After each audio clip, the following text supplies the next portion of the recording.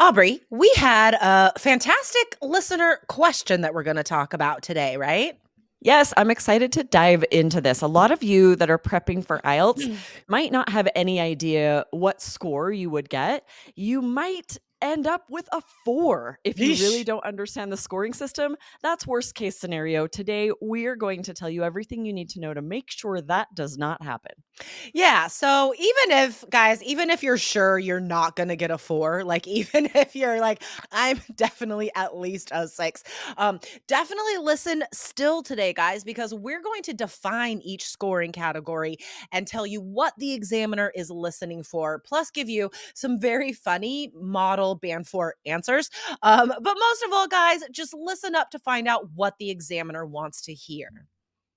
Yes. All right. So let's first read the question. This is from Sanjay, who said, "Good evening. 2 months ago, I took my IELTS exam. Sadly, I only got 4 bands in speaking. So my question is, how can I improve my English to get band 6? This is such a good question because if you score a 4, there's a good chance you have no idea why, right? That's really what's pushing you up to the higher bands often is understanding the scoring system and knowing what the examiner's listening for. I need to pause and plug Oh, in my computer. okay. Okay, can you make a note of the time? And Yes, it was 1:42. for some reason, it became unplugged, and I don't know why. 1 second. No problem.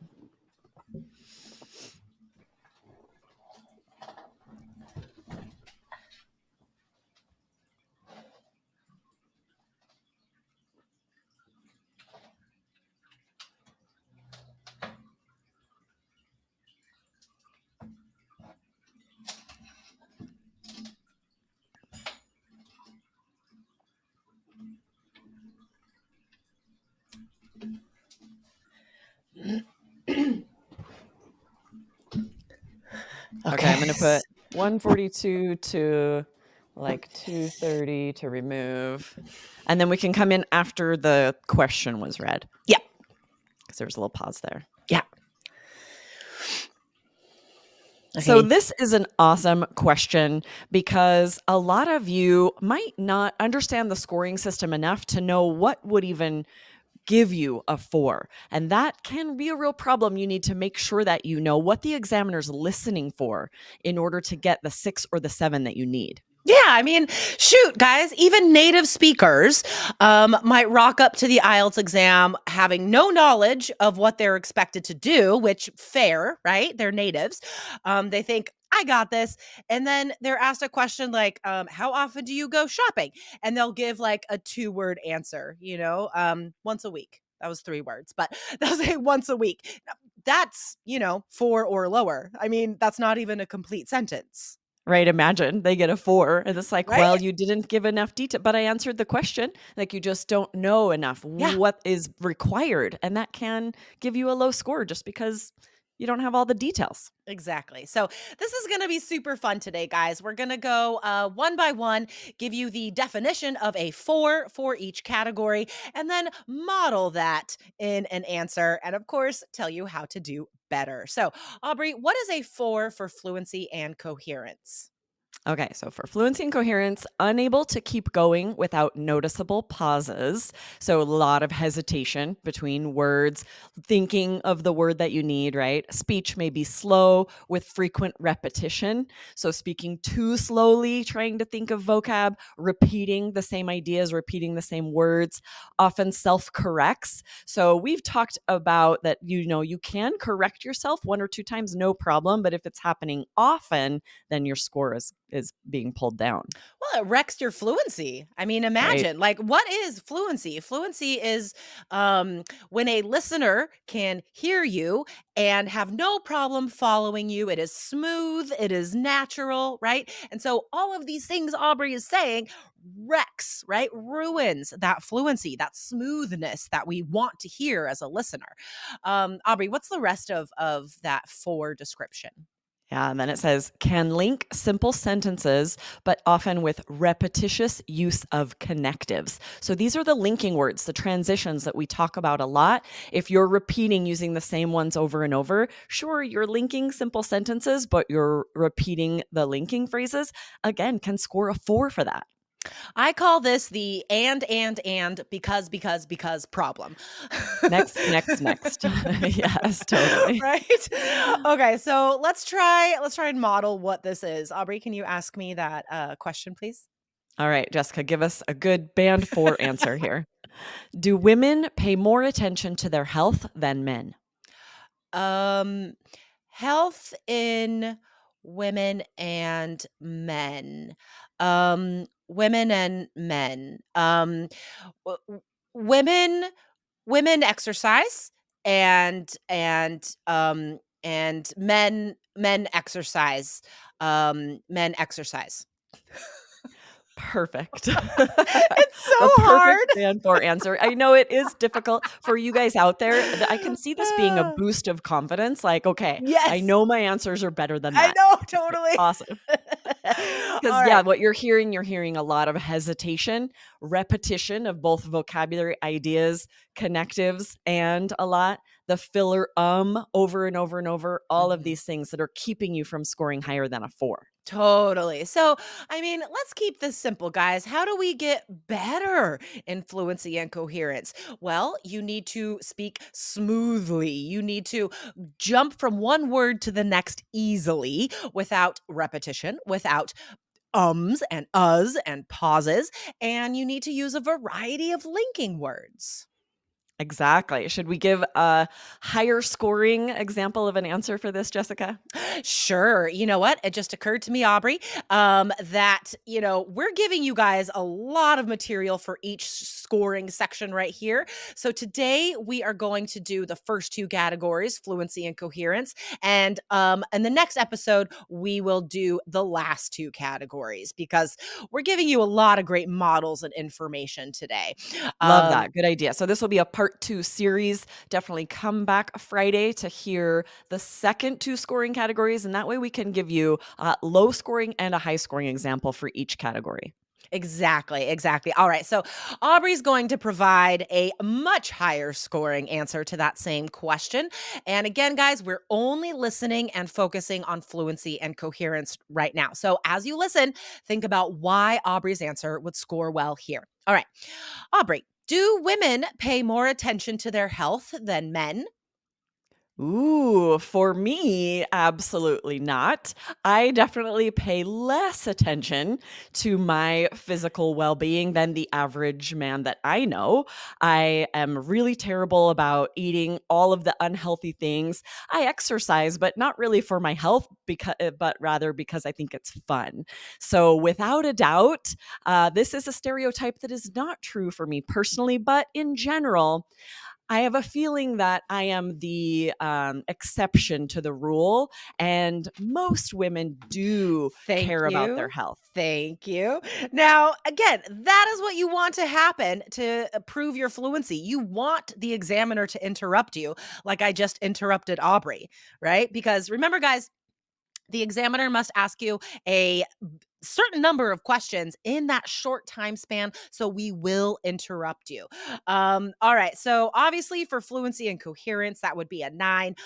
We can think of fluency and coherence like this. Um, did it sound easy for you to speak English? Did it sound like you enjoyed speaking English? Yes, and yes, right?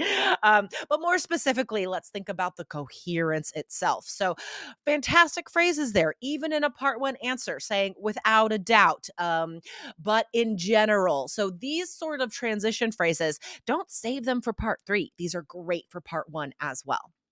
Yeah, and I love that you pointed out this is good for the examiner to interrupt you, especially for fluency and coherence. It shows you could have spoken for a long time about that. That is showing your fluency. All right, let's move on to the next scoring category of vocabulary. Aubrey, how can students sadly get a 4 for vocab? Yeah, let's look at the scoring system here for 4. Resources sufficient for familiar topics, but only basic meaning can be conveyed on unfamiliar topics. So think about part 3 here. If you're asked a question that's a little more difficult, if it's clear to the examiner that this is pretty unfamiliar and you're really searching, you're having a difficult time providing any kind of detail, any kind of information on that unfamiliar topic, that's going to be a 4. Mhm. Exactly, exactly. And also it is in the exact words that you choose. Are they correct or not, right? So a 4 student is going to, as the descriptor says, have frequent inappropriacies and errors in word choice. So you're using the words wrong, right? So this is very important for you guys to take note of, though. Don't take risks on exam day. If you take a risk and you use that phrase incorrectly, it will lower your vocabulary score. So only use words that you're sure of. Yes. And then also rarely attempts paraphrase. So this is part of this might be repetition of similar ideas said in the same way or repeating the question. So you're asked a question, you say it back exactly the way Totally. they asked it as your filler. Instead, try to paraphrase it, say it another way if you need a second to think to show the examiner that you are able to restate that to paraphrase. Exactly, exactly. And I find this also is exhibited when students are stopped because they can't think of a vocabulary word. You can show your paraphrasing abilities by defining or giving examples of a word that you can't think of. That is also paraphrasing. Great example, right? The examiner sees that Yeah, second where you can't think of the word you were looking for. What do you do then? yeah. Do you say it another way? Do you paraphrase the idea? And you can't have a long pause while you think of how to paraphrase it, or your fluency and coherence is going down. So you have to practice that to be able to. If you get stuck, can't think of the exact word that's on the hmm tip of your tongue, paraphrase it, say it another way. Exactly, exactly. All right, so we're gonna reverse our roles, and Aubrey is going to give the band Nice. 4 example Perfect. because it's more difficult, and I'm It will be making you do difficult. it this time. All right, so here's a part 3 question. Could governments do more to promote healthier lifestyle options? Yes, governments could do more to promote healthier lifestyle options. The healthiest lifestyle option I can think of is attending a gym frequently, and governments could promote that healthy lifestyle option. Okay, good. Yeah. There weren't any mistakes in word choice because that's really hard for us to do. We're like, what word is wrong here? Right. Um, but something that is But a lot definitely of repetition. yeah, the feature of the 4 there. We heard repetition. We heard the exact words from the question used a lot, right? That guys, that is such a 4. All right. Are you ready to give us a better example, Jessica? Let's see I hope 6 so. or higher for the same question. Could governments do more to promote healthier lifestyle options?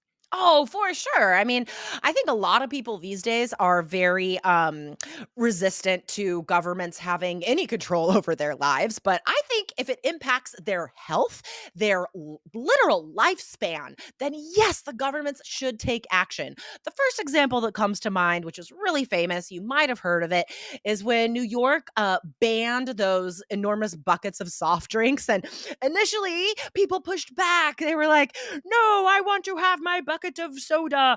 But why? Like, you don't need that. So I don't even care if people are mad at first. They'll get used to it, right? So, yes, I think the government should take action to have less processed food available, replace fast food chains with healthier options, even chains like Chipotle. I mean, it's a chain, but it's healthy. I love Chipotle.